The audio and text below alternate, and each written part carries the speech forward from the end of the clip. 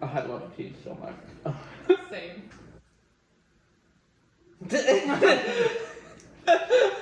At first I thought it was just like empty, like I'm like they just gave me like a container full of cheese. That's what I thought too. And then I was like, wait a minute, there's another cup. Okay.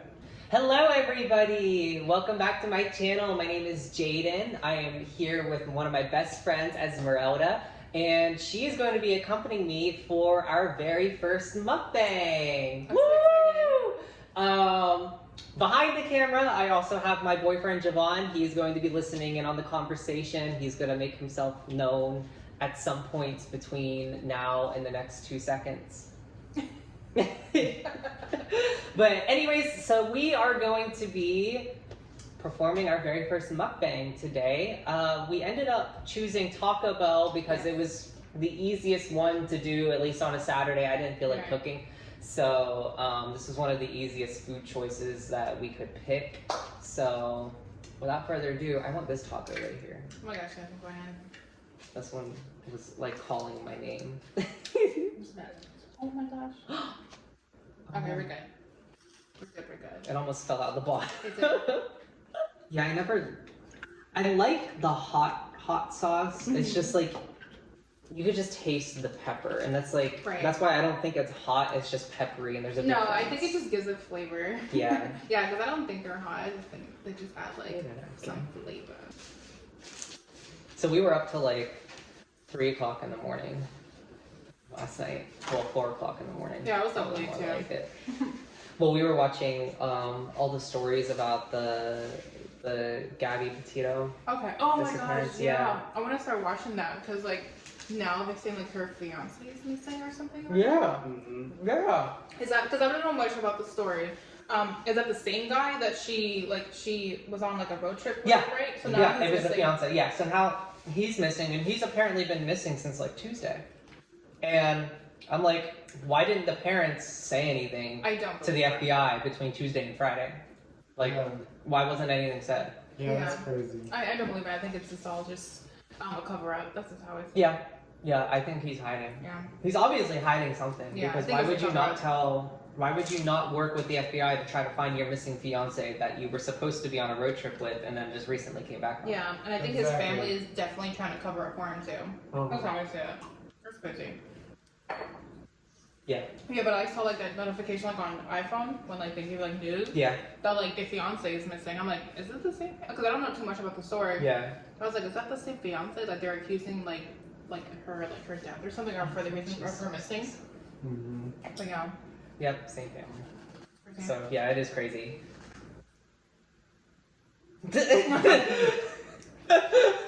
At first I thought it was just like empty, like I'm like they just gave me like a container full of cheese. That's what I thought too. And then I was like, wait a minute, there's another cup. Okay. That's crazy. But yeah, it's crazy. And literally it would be Florida too. Like Florida man this, and now it's Florida man probably murders fiance in desert across country, and then returns home. That's nice. Yeah, and we watched like the whole the body camera footage? The whole body cam footage. And it was like over an hour long. But we skipped through parts of it. We watched probably a good like 30-40 minutes of the total like what, hour and 10 minutes body camera footage? Hour 17. Hour and 17. And yeah, there's just a lot of questions that I think need answered. Yeah, no. That we're not going to get an answer for. No, I think right now they're just like covering up. That's what I see. To get into the story for this week, woo! Stories, we all love stories. Yes. This is probably the most complicated story I've ever had to learn and remember. And I have some experience, like, because I've heard about this story before. And it's quoted the Dyatlov Pass incident. I've watched movies about it before. Obviously the movies were fake. I don't need to look at the camera. I can look at you because I'm talking to you guys. So, yeah, the Dyatlov Pass incident, the weirdest thing about it, I think, is all the conspiracy theories that come with it. Because so many things, people think so many different things have happened. And so many different things could have happened because we don't actually know the entire story. one thing I did see though is that it was maybe the past couple of months they actually tried to close the case and say this is definitely what happened to the skiers who died in the mountains in Russia. And they ended up saying that it was because of a slab avalanche, which apparently is an avalanche that, like, when it comes down, like, if you're at, like, a slope and, like, it's level right here, a slab avalanche, like, kind of comes down and then covers up, like, a little area. And they think that's what happened to the campsite that these skiers were staying at. But we'll get into that a little bit later. So, Igor Dyatlov was one of the, like, kind of the leads, I guess, in the investigation. So all of these students, there was a total of 9 students, right? And they were students. They were actually engineers. They were going to college in Russia. I forget the college's name. It was somewhere, the Ural College or Institute of Technology or something like that. But they were engineers, so they knew exactly what they were doing. They were, you know, following their masters and PhDs for hiking, for skiing and mountain trekking and stuff like that. So they knew what they were doing. They were in school for it, so they knew pretty much how to traverse a mountainside. And they ended up taking a project for their professor to trek out into the wilderness of Russia. Oh, I love cheese so much. Same. It's so, like, you could just add cheese to anything. It just makes it so much better. But they took this this investigation, I guess, for credits from their professor. And just to document their experiences going out into the woods for like a week at a time, especially in the Ural Mountains in Siberia, is very desolate. It's very, there's no society out there, there's no humans, so it's just pure wilderness. And they were going to document just things that they saw in the woods, animals, plants, weather, stuff like that, so they could bring it back to the professor. So they all had their own kind of diaries to keep track of what they saw on every single day. So these students, obviously, make their way out into the middle of Siberia. And one of the weirdest things that first comes to question is the fact that out of all 9 of the students, only one of them survived. That's crazy. And the only one, he only survived, his name was Yuri, gosh, I cannot remember the last name. There were 2 Yuris. One of the Yuris unfortunately passed away, and the other one was one of the survivors. He ended up having some sort of medical condition, and he couldn't finish the expedition. So he ended up returning. They were at some village before they went off onto like their last trek before the rest of the group ended up unfortunately dying. And on this last trek, he ended up staying behind in the village to get some rest, and then he was going to go back to the university because whatever health issue he had, it was just hindering him from continuing. So he just decided, look, I don't want to be a burden on the rest of you guys. If something happens, I don't want you guys to be responsible for me. So I'm just going to stay behind. You go ahead, do what you need to do. I'll return to the college. And it's weird because that one thing that hindered him from continuing on with his friends with the expedition would be the one thing that ended up saving his life. Yeah. Because if he didn't have a medical condition, he probably would have went with the rest of them, right?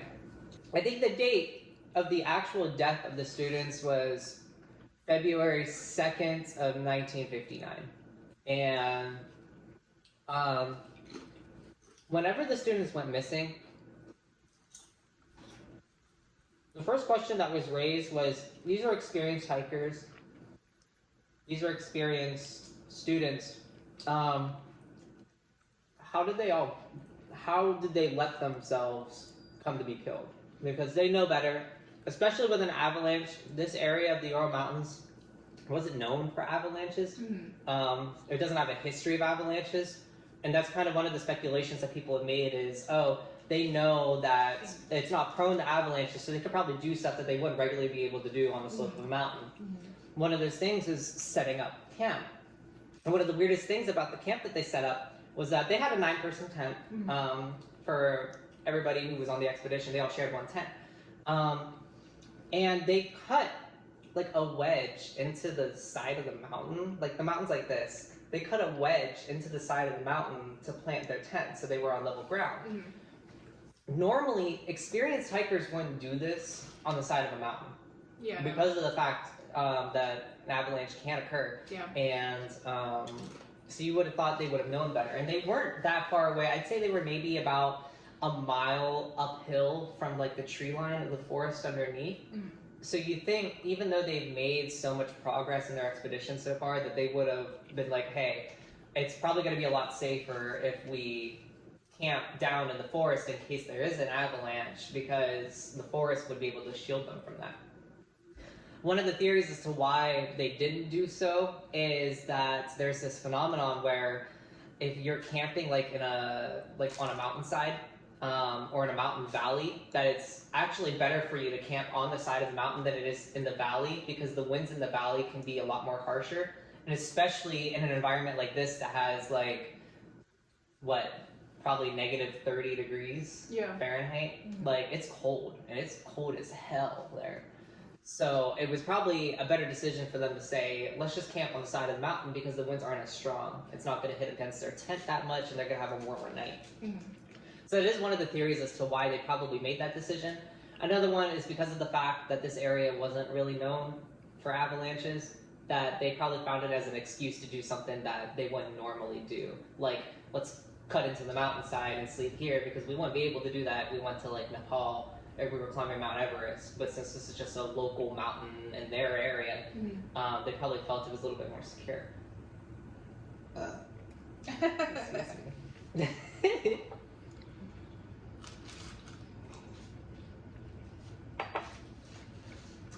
I want another taco. Oh, I'm afraid to grab. This one doesn't have a shell on the side of it. Interesting.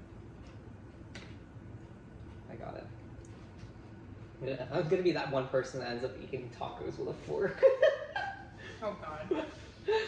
The crazy thing about this whole expedition wasn't the fact that they were just kids, because they weren't really kids. One of the individuals was like, I think almost 40-something years old. Okay. The rest of them were in their late 20s. Okay. Mid to late 20s. They were all school students, so I wouldn't say they were kids, but again, they're like people my age. And it's weird how things went down. So whenever investigators first stumbled upon the camp, when they knew there was a missing persons report that these campers from this local college went missing, and that somebody needs to go out and find them. They were supposed to like be back at a certain time, right? Like a certain like date, and they didn't.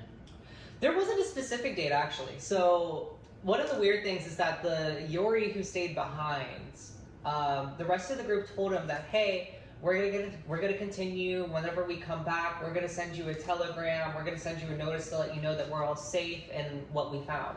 Yeah. So he was expecting that the group would come back. Got it. So whenever he stayed at the village for a couple of days just to kind of recoup from some of his medical conditions, he ended up leaving and going back home, thinking that within the next maybe week or so he would hear from his friends. He never did. Okay. And that was one of the first things that he thought of, was like, oh, well, maybe they just didn't have time to send me a telegram. Maybe they told their friends and family what was going on first. So he ended up reaching out to one of his comrades' families, and the family was like, no, we haven't heard from them since they left the expedition. That's crazy, like how like you can go to places like that and like have no communication like whatsoever. Especially with it being 1959, it definitely wasn't the world where we live in now, where we all have cell phones. We definitely are like spoiled, that's for sure. Yeah. I'm like, I didn't see your post anything on Instagram. What's wrong? This person, he didn't get a telegram. He like sent like someone to like search for them. It's crazy. But once they finally found the campsite, the first thing they noticed, and the first weird thing that investigators found when they found the campsite that they were at, was that The tent was slit open from the inside. And the weirdest thing about this is that the zipper, there was nothing wrong with the zipper to the tent. So they were like, their first question was, why would they tear a hole in the side of the tent whenever they have a perfectly working zipper? Yeah. Like what was going on in the inside that made them, that made someone do that? Exactly. And the first thing, and for the longest time people were saying, oh, it was caused by an avalanche. That outside though, right? Yeah, it would have hit the tent from the outside, and whenever they found the tent would have been covered in snow, like meters of snow. Covered, right? It was not covered. No. The most snow that accumulated on the outside of the tent was like if it's just regularly snowing and it just accumulates on top of like buildings, on roofs and stuff like that. It wasn't like a huge force hit the tent and knocked it over, because a lot of the tent was found intact. It was just that it was ripped open from the inside. So that was one of the first questions that investigators posed was, why did they rip a hole in the side of the tent? What were they trying to get away from that they felt it so urgent to rip a hole in the tent? And me being myself, I think you would have spent more time trying to find a knife and cut through the tent than you would just leave the tent, right? Like, that's just me. I don't know. Yeah. I don't know how easy it is to cut through the tent. So that was how I think there was something like that was going on inside that caused them to panic and react. And there was something wrong with like the entrance of the tent. That's one of the theories, though, is that something happened inside the tent. Yeah. We'll put a pin in that and we'll get back to that. That's what I think. So, after they found the tent, they found the first two bodies. And the first two bodies were... It was weird because they were in nothing but their underwear. Like, no pants. I think one of them had one sock on, was missing a sock.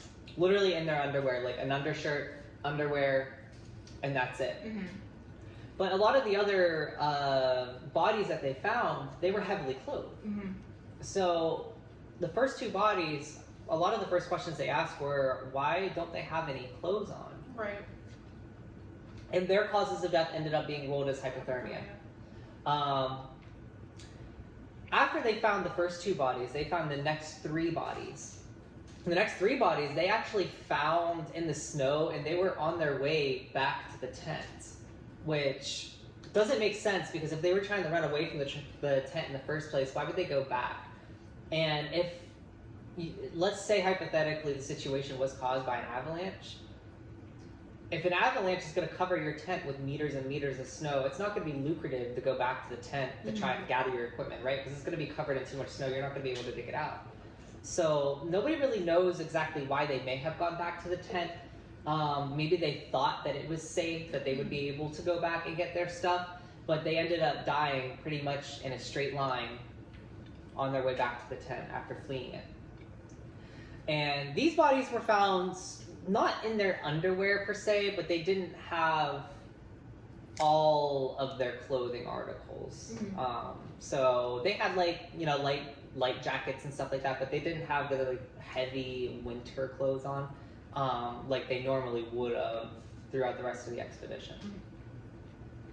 After these three bodies were found, they found the next four bodies, but those ones were found, I think, 2 months later, because that's what I said. the winter months were, I guess, really harsh on that area, and they were trying to look after the safety of the people trying, like the rescue party. Yeah.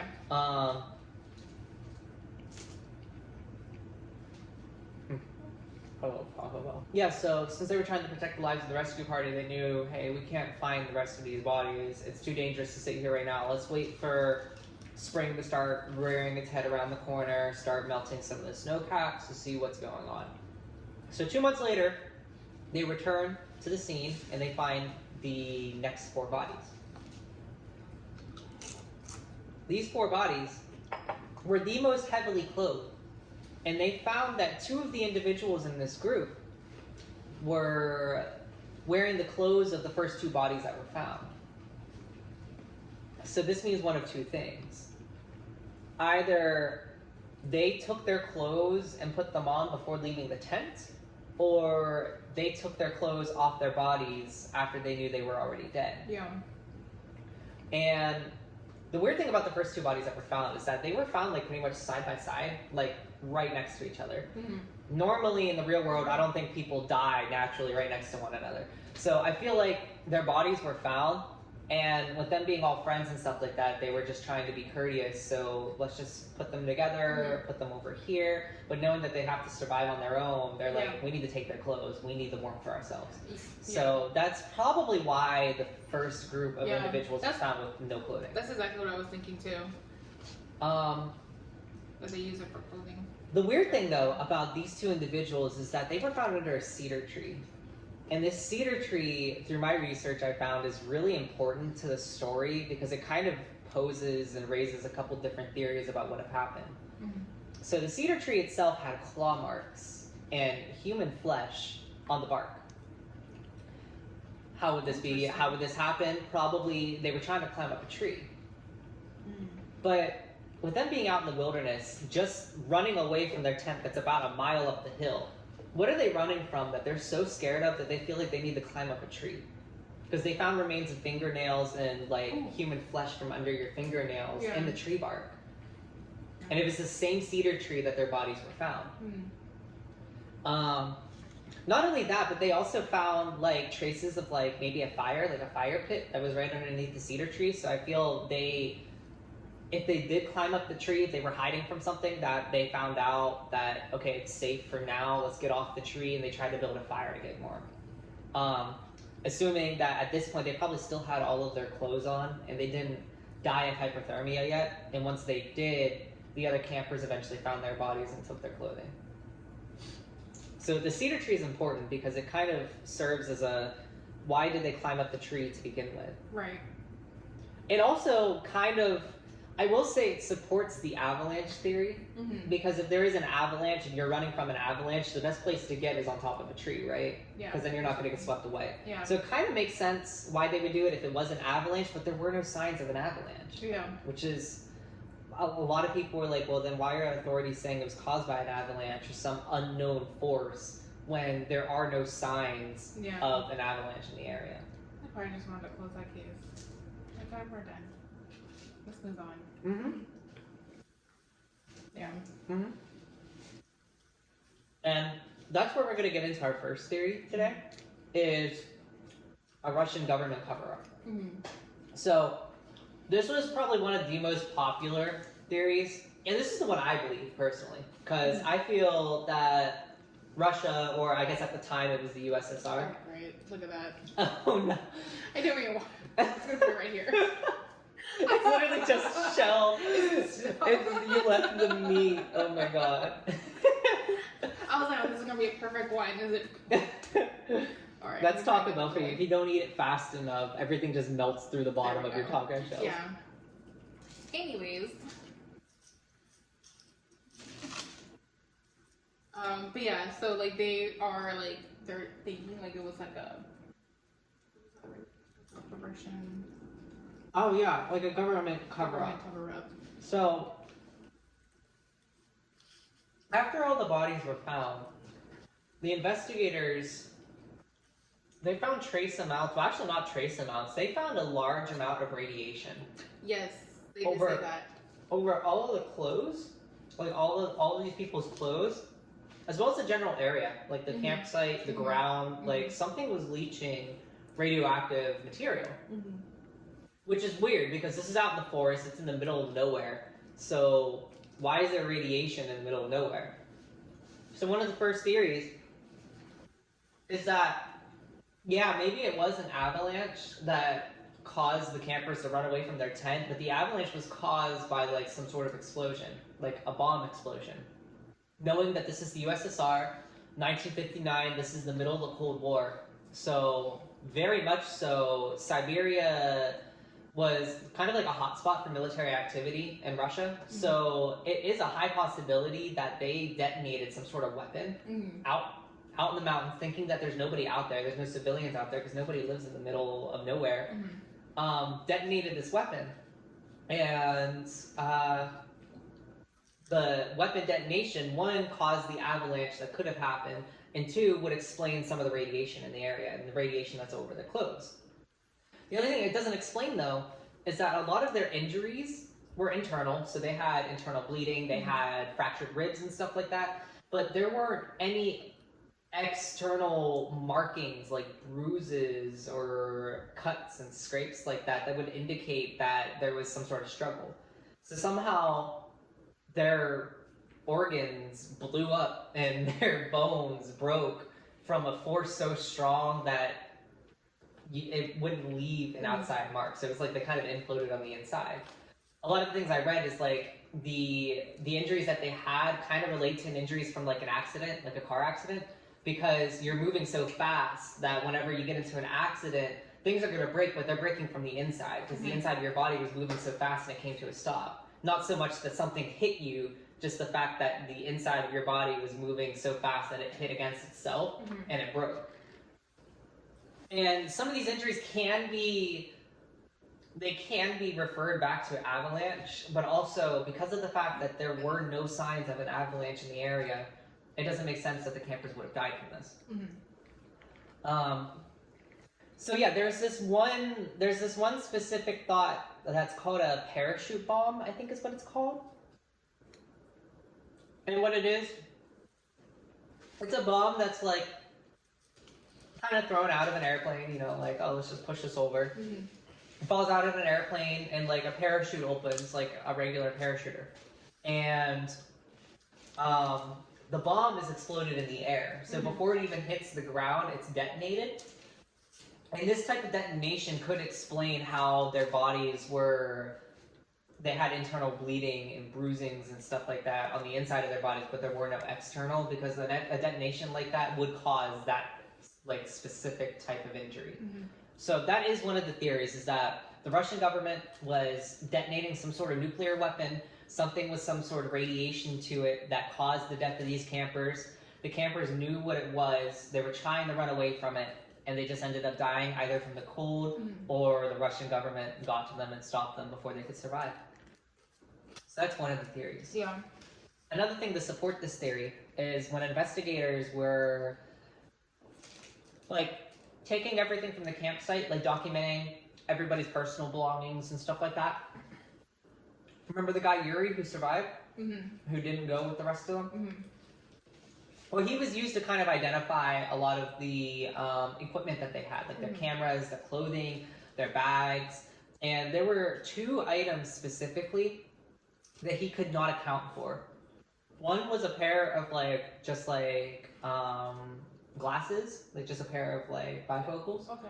And another was like this cloth. And this cloth, it looked like it was like torn, like a torn piece of cloth. But after looking into it further, it was some sort of like Russian military cloth. Which is, why would these college students out on an expedition just to go skiing and hiking, just to document information, why would they have Russian military cloth with them? Which is why I personally believe that the Russian military has something to do with it. Because why are these things that are unidentifiable, that the one person who was with them for most of the trip couldn't say, yeah, no, that I don't ever remember seeing that. And these people, they gathered all their stuff together. They were all friends, so they knew what equipment they were bringing. Yeah. They all probably used the same equipment every day. So that's just weird to me. That's just weird to me. And that's why I think the Russian government had something to do with it. Yeah, they probably like did something like around their camp or their tent to cause them to like to break through like from the inside. Yeah, and try to escape.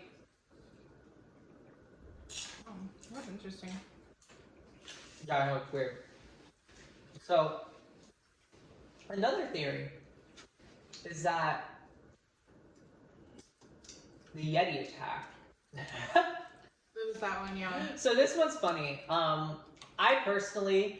do believe in cryptids and stuff like that. So like Bigfoot, I believe in Bigfoot. I believe in like the Yeti and stuff like that, because there's no proof that they don't exist. So even though there's proof that there isn't proof that they do exist, we can't disprove their existence. And me being a scientist myself, I know that, you know, there are things like marine science. We discovered new species of like fish and mammals and plants and stuff like that every single day. So there are things that probably existed for forever that we didn't even know existed until we found it or until we stumbled upon it. So it's always changing too. It's always changing too, because there are animals that went extinct, or we believe went extinct, and then they came back. How did they come back if we thought that they were extinct for how many years? So it's definitely weird. Yeah. And the reason why there is a Yeti, or specifically like a Yeti or Bigfoot conspiracy, is only because of one of the diary entries that one of the individuals had. I use a nacho and like that's what I was scoop up my meat and cheese. So the reason why the Yeti one exists is because one of the campers had a diary entry referring to, I think the quote was, so I guess snowmen really do exist. Which is weird. That's all it said? That's all it said. Somewhere along those lines, that's all it said. Was that, wow, I guess snowmen really do exist. Had no other reference to like an individual or to like a situation that was going on with the campers. So why in this specific diary entry are snowmen referred to anything? Why are they even documented? Yeah. Which is why some people say, oh, maybe it was a Yeti. Maybe a Yeti attacked their campsite, which is why they cut through the tent because it was trying to come through the front of the tent. Again, it must be a smart Yeti if it knows how to use a tent and how to like unzip a zipper. But they are pretty smart. I mean, I would assume like these creatures are like how tall, how big. I mean, you'd be surprised. Like I've seen like videos of bears just like breaking down the door or just like opening the door. Or like car doors. Like I saw like I think it was in Yosemite or something. Like the bear opened the car door and like got inside the car and ate food. No offense, like my cat knows how to open a cabinet. So like, you'd be surprised. Like, not that to put that out there because I'm a crazy cat lady, but Yeti seems to stay away from humans for a long time. So. But that's another thing. If it were a Yeti, and we see nowadays, we can't find evidence of Bigfoot or Yeti. If we do, they're all granulated videos of these blobs running away. You see the one just walking like the most famous one. But if that were a case, or if that were the case, why would a Yeti attack these campers if they're known to always stay away from people? Why would it attack? So was it provoked by something, or what happened? Another reason, though, why the Yeti theory is disproved is because they couldn't find footprints. The only footprints that were in this area were of the campers themselves, which, again, doesn't explain the military part of it, because if it were the military, this military cloth was found, and this pair of glasses that didn't belong to any of the campers, how would there not be another set of footprints somewhere? And that's what they couldn't find. The only footprints they could find, they only identified and referred them back to the boots and the clothes and like the fingerprints and footprints and stuff of the campers themselves. Yeah. So kind of, it's iffy there. So to go back to the theory that we put a pin in earlier about something must have happened inside the tent that made the campers run away. One of the theories, oh my gosh, I can't even remember what it's called. I think I know what you're talking about, and I think that's what I feel like might have happened. So it's this, and babe, listen to this one. This one's weird. So it's this phenomenon where you're in a mountain valley, right? So there's a mountain here and a mountain here. And you're staying in the middle of it. There's this phenomenon where in the middle of like heavy weather, like say a blizzard, or not even a blizzard, just like a storm, like a snowstorm or something like that, there's this like really low frequency that the atmosphere creates, and it like kind of like just resonates in the valley between the two mountains. And it's a frequency low enough to where you could hear it like in your inner ear, like you could just hear like a buzzing or just a weird noise. And this phenomenon, I'll have to look it up because I completely forget the name. So yeah, definitely look comment section below or details. I'll find out the name of this phenomenon and post it. But it's known to drive people mad, like to drive people crazy. And like after hearing it for a very, very long time, they just start thinking like they're hearing whispers or noises, or they start seeing things that aren't there. So one of the theories is that this was occurring at the time that the campers were inside the tent. And either 1, 2, or 3 of the campers started to think they were going crazy because they hear this buzzing noise that maybe the other individuals didn't hear. Right. So that you have these people who are trying to get out of the tent because they think they're going insane because they're in the middle of nowhere. They hear this noise in their head that they can't get out of their head. And the other ones try to subdue them. So that's probably why there's a chase. That's why they cut the tent open to get out. And that's why the other campers probably chase after them to try to bring them back and be like, don't be crazy.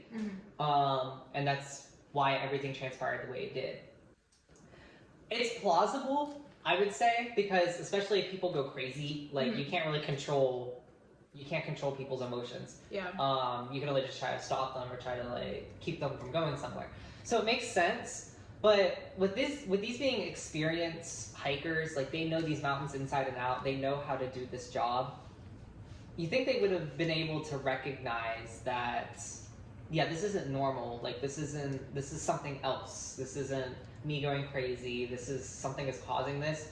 And you think they would have known this as well. Like they would have learned this in like their lectures or classes of, oh, this is the phenomenon that might happen if you're out in the middle of nowhere and you're between two valleys. Like, that's why I'm like, I don't know if it could be true or not. It's definitely a possibility, and it would explain why they cut through the tent, because they might have just been crazy. And they might have just been insane and just cut through the tent. Yeah. No, I thought you were talking about like a different theory, because there's this other one too that was like, that might have been it too. Well, there's this other one. But there's I think this is the one you're talking about, Paradoxical Undressing. Oh, no? Oh. Well, that's another one. I'm like, there's so many theories about what could have happened. Yeah, but like every time like you think like, oh, this could have happened, but it doesn't explain the other ones, like the other stuff that they found, like the extra pair of glasses and the cloth. I'm like, well, like they all could have been like, what if it was all of them at once? What if it was the Russian government? The Russian government created the Yeti, and the Yeti created this sound that made them go crazy. Like, what if it's like all of them? The Yeti got crazy and just decided to go inside like the tent. Yeah, that's crazy. But no, the other theory I talked about was paradoxical undressing. Okay. So this would explain why 2 of the campers were found with no clothes on. It gets so cold, and it's like the late stages of hypothermia. Okay. It gets so cold that you start feeling like your body is hot and it's on fire.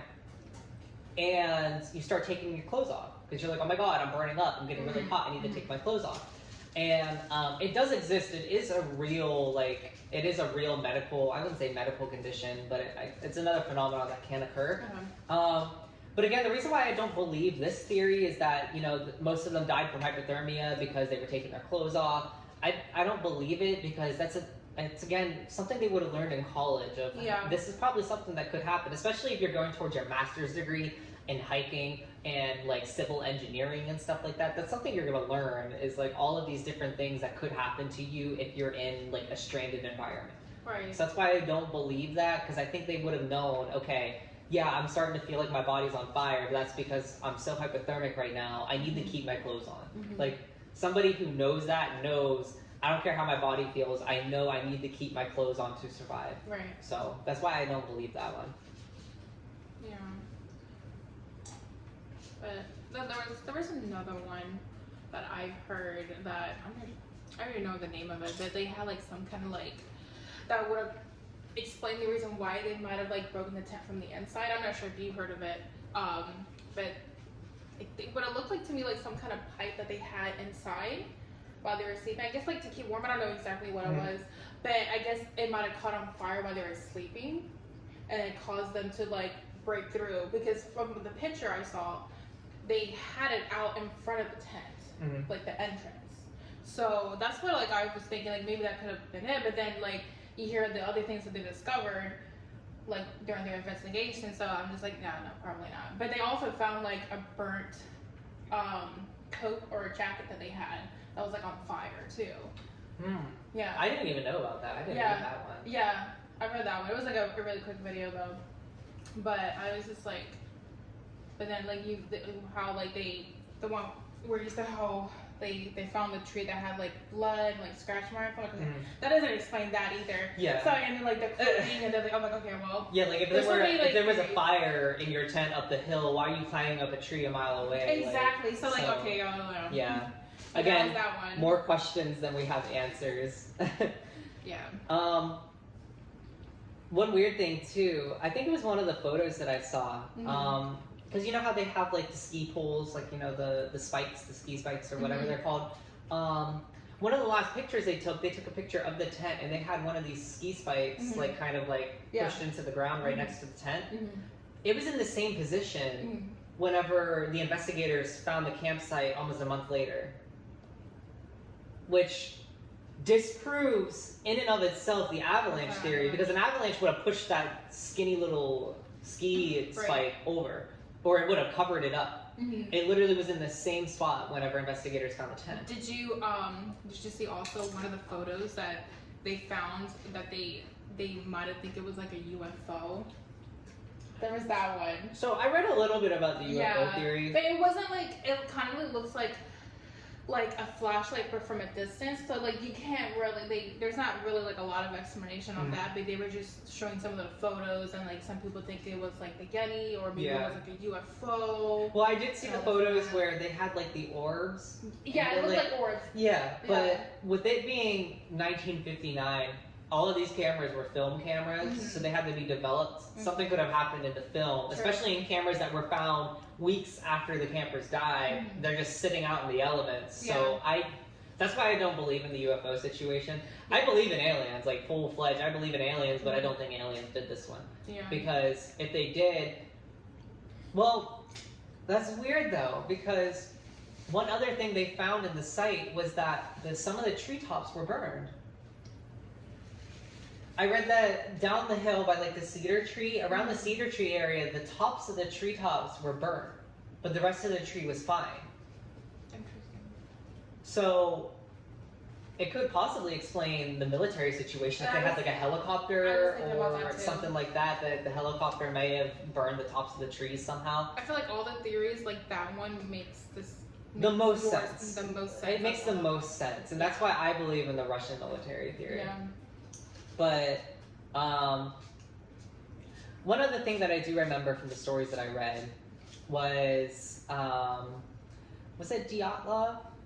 I don't know if it was Igor or if it was Yuri, but he had his own personal camera. So everybody had like their own they had their own cameras for like documentation for the class. They had their own diaries.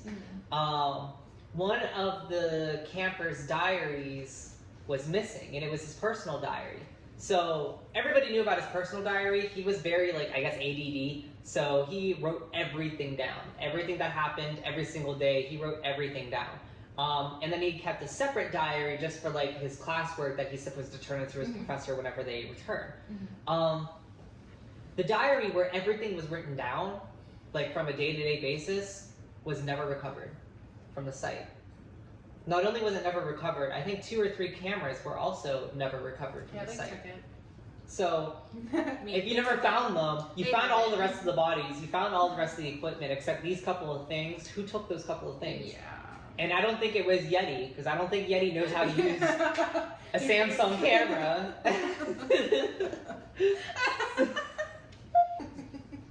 And that's weird too. Why would... It's funny that the one person who would have documented everything in the trip, his notes were missing. Why were only his notes missing? Probably because he wrote something in there that somebody else doesn't want the rest of the world to know. Yeah, I definitely think they probably have it, along with this other stuff they don't want people to know. That's just what I believe. I feel like they always like cover stuff, so yeah. And let's talk about the bodies that were found without their eyes and tongue. That was intense. So there were 2 individuals, one of the females and one of the males. The female was missing both of her eyes and her whole tongue. Like not just like ripped off, but like she was just missing it. Like it just wasn't there. Now granted, she was found face down in a creek of moving water. So it is possible that just degradation and stuff like that would just cause the water would freeze off your tongue and then just wash it away. Ooh. It kind of makes sense, and it also explains the eyes too, why it would have happened to soft tissue in the eyes, because it's just soft tissue. Yeah. So it's very easily could decompose like that. But the one question that they had is that during the autopsy of her body, they found hemorrhaged blood in her stomach. And I think the only way you find hemorrhage blood is if you swallow blood while you're alive and it sits in your stomach. Which means that if that were the case, she was alive when her tongue was ripped out. They were cutting her tongue. Maybe. And that would explain why they found the blood in her stomach. It's crazy. Because when you're dead, you can't swallow. And then the other individual, he was found, he had his tongue intact, but he was missing his eyes. Like her, but he wasn't found like face down in the creek. He was just found, I think, laying up. So with him, I understand like scavengers like squirrels or birds and stuff like that, they exist. But normally they would pick at a whole body. They're not going to just go for the eyes and then leave the body because they're scavengers. Like that might be their only meal for the next couple of weeks. Yeah. So there would have been other signs of animals trying to eat their bodies than just their soft tissue being missing. Or would they have like some kind of like bite marks or something? Or yeah, you would think that there would be scratch marks, bite marks, and stuff like that from an animal, and there weren't any. So that kind of leaves out the animal situation, but also I can't logically think of any other way you would lose your eyes. She saw something she wasn't supposed to see, and me. An eye for an eye. Yeah. Shut her up. I'm just kidding. God, that's so awful. Could you imagine? I'm just treating like a movie in my head right now. Could you imagine like someone going up and being like, "You weren't supposed to see that," and then just like them ripping their eyes out? Oh my god. Oh my god. It's not. That's crazy. So, what do you guys think happened? Like, out of all the theories about what happened to these campers and these skiers, which one do you think makes the most sense? I think the military does. Yeah, seems like the military kind of just makes a little bit more sense. Yeah, because like the other theory doesn't really like it makes sense for like that like specific situation, but not the whole. Exactly. Yeah. Yeah. So that's why I think it's the military one too. Again, I can't explain what they were running from, why they thought climbing up a tree was the best bet, and then climbing down the tree to make a fire. And then those two individuals ended up dying right there by the cedar tree, which is another thing too. Their bodies obviously were found with internal bleeding, broken bones and stuff like that. The one individual that was found near the cedar tree had like a crushed-in skull. Like his skull was crushed, but again, there weren't no like external markings that show like any type of like struggle, which makes me think, what if they tried climbing up the tree, got off the tree, but he might have fell off the tree and just fell to his death? Because he was found face down. He could have hit the ground really hard, and that could have killed him. How big is the tree? I mean, it's a cedar tree. They never said how tall the tree was, but I know cedar trees are pretty big, so I'm assuming it was tall enough to where you could probably hurt yourself. I mean, here, palm trees are kind of average-sized trees, and you could still hurt yourself gravely if you fall off a palm tree. So, yeah, I never knew. It never said anything about the height of the tree, or at least I never specifically remembered that. Because if your skull is crushed, you have to fall from really high. Yeah. Or someone would have to kick in your head. Or the Yeti must just... But also... Actually, it would have been like external stuff. Yeah, so. Exactly. And unless it's like some sort of superpower that Yetis have, is that they could crush your bones without there being external signs of that. Well, I mean, Yetis have... People said that they have some type of superhuman strength or something. Like they're, really fast or really strong. I mean, remember the videos me and you watched of the construction workers, and they see a Yeti type thing, like throwing a tree in the forest. Oh, yeah. You remember if I was them, I was like, I should have called off. Packing up your stuff. I should have called off. I should have called off. Oh my god. No. That's funny. But yeah, as much as I want to believe the Yeti situation, because I do believe they exist, it doesn't describe... The Yeti was probably there watching the whole thing. It might have been there, like I said. It was the Russian government. The Russian government... He has a guy's book. The Russian government had some sort of like nuclear-powered vehicle that burned the tops of the trees, that scared these people, gave them radiation. They started running. They also created the Yeti, who was probably like sitting there recording the whole thing, and then went and took their eyes from two random individuals. Who knows? Yeah. But it's a crazy story. It Like, really is. Like for like, did they say like when like they found her with like with her tongue missing and her eyes? Does it show like it just was like pulled out, or because I know like you can tell when something was pulled out and like cut off, where it's just like. I want to say, when I was reading the autopsy, they had like a weird word for it. They didn't exactly say if it was cut off, sliced off, or pulled out. They just said that the tongue was missing from the body. So that leads us to believe that it could have been either one of them. It could have been just decomposition. Yeah. But they never explicitly said how the tongue was missing. They just said that it was. And then like the other guy too, like that they found with his eyes just missing. Yeah, I think all they really came to say was that it was just natural body decomposition, which doesn't make sense because if you're in negative degree weather, your body's frozen. So it's like freezing food. Like your food isn't going to decompose in the freezer because it's frozen. So I don't know. I don't really know. I don't work at a morgue. I don't know how rigor mortis works. I don't know how decomposition works in bodies, but it just doesn't sound right to me. Unless somebody knows better, leave me a comment. I know, right? Let us know. This was fun, guys. All of this food isn't gonna go to waste. Esme will probably take some. I'll make Ja'von take some. I'll obviously eat some. But yeah, this was really fun. This was an awesome first mukbang.